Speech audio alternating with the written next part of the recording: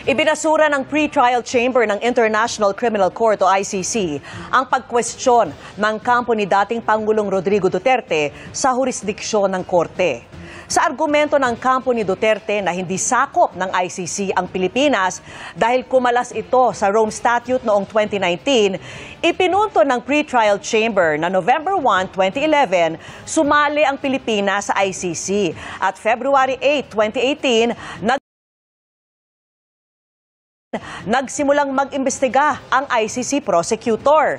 Dahil state party ang Pilipinas, sa mga panahon na yon, iginit ng ICC na sakop ng jurisdiksyon nito ang alegasyong crimes against humanity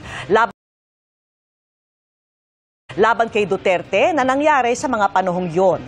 Bukod dyan, kahit kumalas na ang Pilipinas sa Rome Statute, patuloy itong nakipag-ugnayan sa korte, gaya ng paghiling ng gobyerno ni Duterte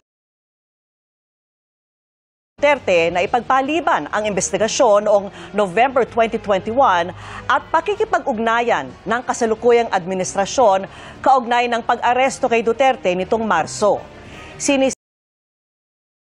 Sinisika pa naming kuna na pahayag ang kampo ni Duterte.